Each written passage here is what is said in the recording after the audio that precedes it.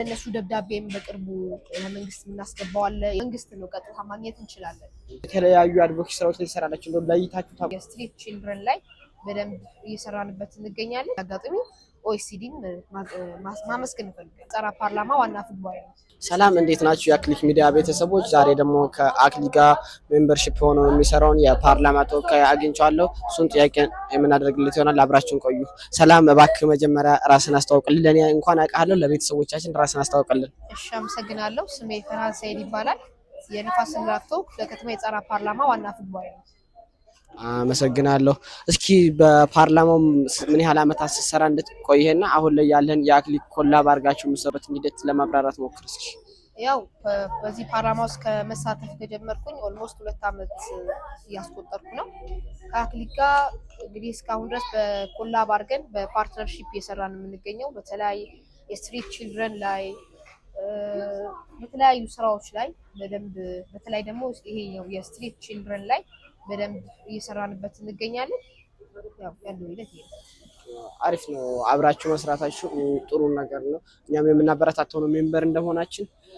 ከቢዮንድ ከዚህ ያለፈ አሁን በደንብ አድርጋችሁ የተለያዩ አድቮኬሲ ስራዎች ላይ ይሰራላችሁ እንደው ለይታችሁ ታቋቸዋላችሁ። እነዚህ አድቮኬሲ ስራዎች ምን ላይ እንደምትሰሩ?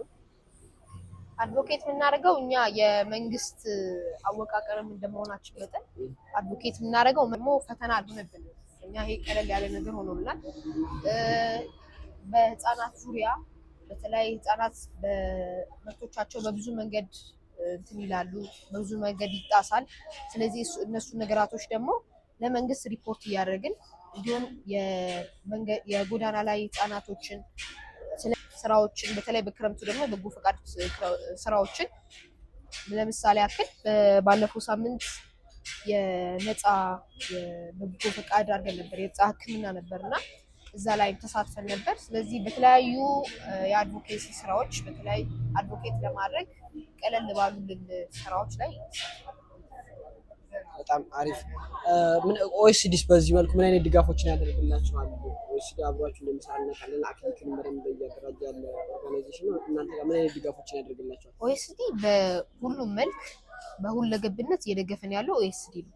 በፈንድሬዚንግ ብትል ስልጠናዎችን በማዘጋጀት እኛንም ደግሞ በምንሰራቸው ስራዎች ይሄ ትክክል አይደለም፣ ይሄ አሪፍ ነው፣ ይሄን ቀጥሉበት እያለ እያበረታታ በብዙ መልክ እያገዘን ነውና በዚያ ወደፊት ምን አይነት ስራዎችን ለመስራት ታቅዳላችሁ? በዚህ ፓርትነርሺፕ ወደፊት ምን አይነት ስራዎችን መስራት ትፈልጋላችሁ? ወደፊት አሁን ስራ የጀመርነው በተለይ ደብዳቤ የምናስገባው ነው። በቅርቡ ደብዳቤ እናስገባለን። ያው አሁን ቨርቹዋሊ አሁን ኦፊሻሊ መናገሩ ጥሩ አይደለም በሚለው ነው።